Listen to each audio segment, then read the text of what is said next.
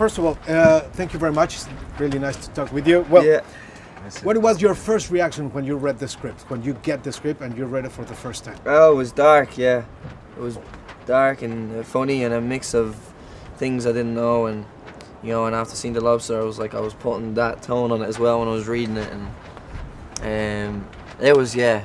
I wanted to do it, like, you know, if he wanted me to do it. Me too. You know. Yeah. That was it. For you, Colin, how it was? I was just incredibly gripped from the start. I mean, he never repeats himself. He has a particular style, but even that style is always evolving, even ever so subtly. Like, this was shot in a different way. It was framed in a different way, this film. You know, he used slow zoom in and slow zoom out in a way that he didn't use in The Lobster. Like, he's not just doing the same. But having read The Lobster, been in The Lobster, I think I was a little bit more prepared to have some version of a grasp on the world. Not much, but some version, you know, and that was enough. I loved it, but I felt nauseous after reading it. I was like, what?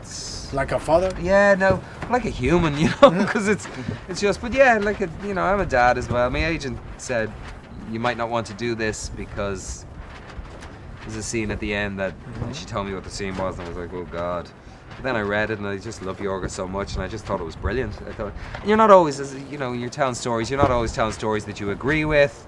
You're not always painting pictures that are pleasant to look at. You know, you're not all the time, but sometimes you're trying to provoke, and you're exposing some of the more brutal and cruel aspects of the human condition. So that's always going to be unpleasant, you know. Yes. How it was to work with Yorgos Lanthimos for you? Yeah, it was great. You know, he's a funny lad.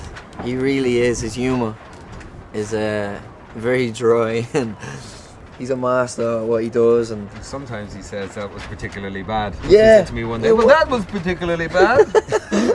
and he's honest. You know, he's a very honest man. And He is a very honest man, and he calls out. he's a carer as well. Yeah, I he remember is. he invited very us kind. over for dinner, and you know, just seeing him that he sat down, he sat us all down. He wouldn't, him and his wife, they would not sit.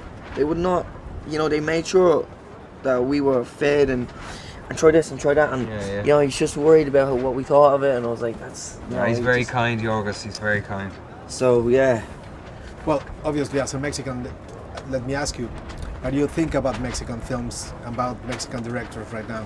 Oh, incredible filmmakers around, you know, and there always has been from Mexico, and the what they've been putting out in the last 5 years and stuff that I've become, you know, very explicitly aware of. Alfonso. Yeah, Cuarón, and I mean, Pan's Labyrinth is, I think, has to be one of my top 10 favorite. It's such a strange film.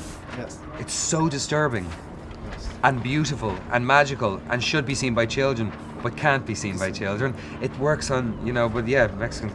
I think there's probably a deep history, you'll tell me, of oral storytelling with the Mexican people as well.